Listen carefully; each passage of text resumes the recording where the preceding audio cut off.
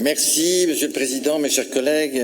Mon collègue Yvon Mlec a dit l'essentiel, je rajouterai quelques éléments. Chacun comprend la nécessité de la sobriété, mais avec le ZAN, il ne s'agit plus de sobriété, mais de rationnement. L'objectif de zéro artificialisation nette est en fait un objectif de glaciation totale de nos territoires à horizon 2050. Et déjà, ces effets se traduisent dans la réalité. Le ZAN est né d'une demande certes légitime, la protection de la terre agricole, mais je constate, en Bretagne en particulier, qu'en fait ce n'est ni l'industrie ni le logement qui menacent l'élevage, la principale réalité économique de notre territoire, mais la végétalisation, la transformation d'ateliers d'élevage, notamment laitiers, en culture, quand ce n'est pas en jachère. Comme trop souvent, une attention vertueuse, en l'occurrence la protection de la terre agricole, a donné naissance à un monstre technocratique. Avec ce texte, nous adopterons les normes les plus exigeantes d'Europe. C'est en cela que le ZAN est ruralicide, et je vous reproche, Monsieur le Président, non seulement d'accompagner cette démarche, mais de l'anticiper et d'en rajouter avec le SRADET.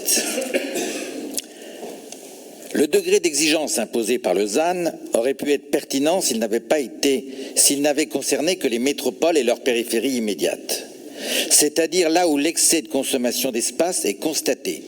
Et c'est vrai que dans le bassin rennais, on a gâché considérablement des espaces. Hélas, au nom d'un principe jacobin, le ZAN s'applique non seulement à l'Île-de-France, mais à la Lozère, et il s'applique chez nous à toute la Bretagne, quelle qu'elle soit, y compris les secteurs les plus ruraux.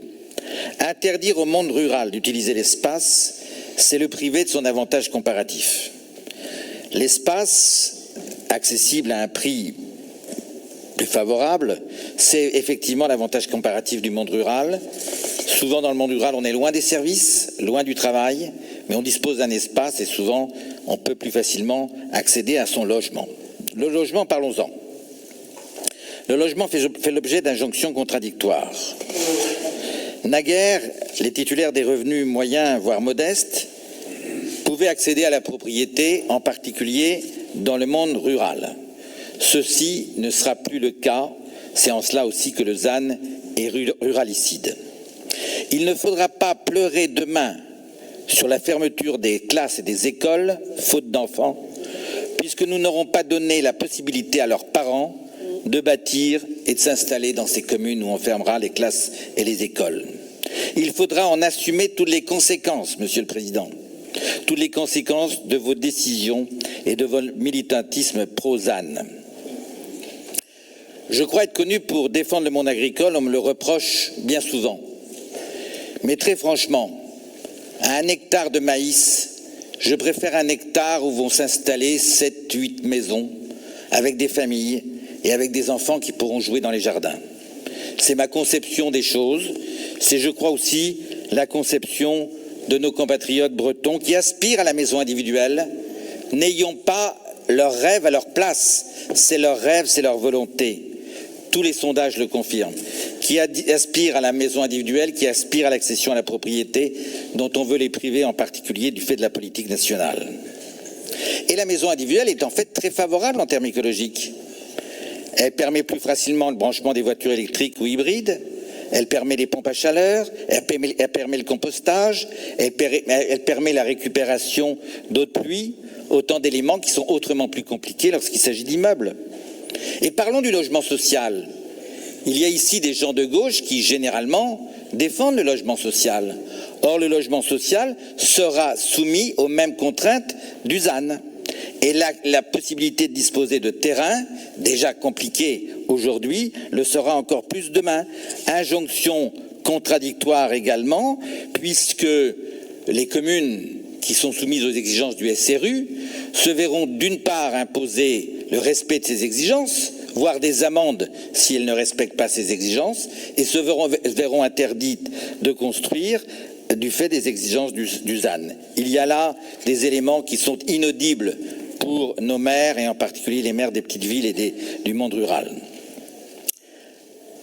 Avec le ZAN, nous entrons dans des arcanes technocratiques et administratifs ubuesques.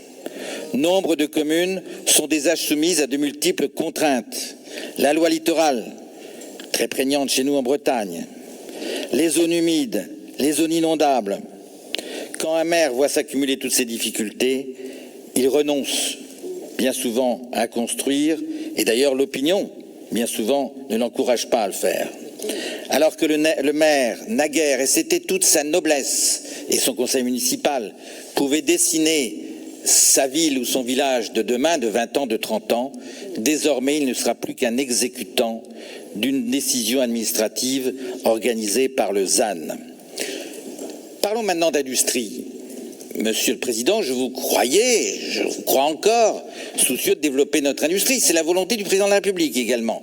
Et autant de volonté que je partage. Mais pour ça, il faut des espaces. Je viens d'un secteur, l'Embal, l'Oudéac, c'est un des rares domaines où le secteur secondaire s'est développé, où le nombre d'ouvriers dans nos usines s'est accru. Tout ça parce qu'il y avait des zones d'activité spacieuses. Pour construire une usine, il faut de l'espace, ne serait-ce que pour éviter les problèmes de voisinage. On ne construit pas une usine comme on construit un bureau d'assurance. Et ça, il faut bien le comprendre et en tirer toutes les conséquences. Votre mandat reste marqué par cette affaire Bridor. Je comprends qu'elle vous touche personnellement, c'était votre territoire, on attendait beaucoup d'emplois, 500 emplois. Aujourd'hui, ce n'est pas possible. Et là, je crains que ce ne soit plus possible dans un seul territoire breton de créer une telle usine, et c'est regrettable. Cette affaire du ZAN va engendrer également des problèmes, on en parle peu, de droit privé. Car certains terrains actuellement constructibles ne le seront plus demain.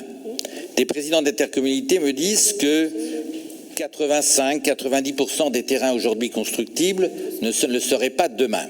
Ce qui veut dire très concrètement que des gens qui s'estimaient à la tête d'un certain patrimoine vont voir la valeur de leur patrimoine réduite à zéro. Vous expliquerez, Monsieur le Président, vous expliquerez tout ça aux personnes concernées, vous expliquerez tout cela aux familles qui ont économisé pour l'acquisition de ces terrains dans la perspective d'une construction quelconque et qui ne pourront pas réaliser leur patrimoine. Voilà autant d'éléments qui font que nous nous interrogeons. Nous ne cautionnons pas, vous l'avez compris, le principe du ZAN.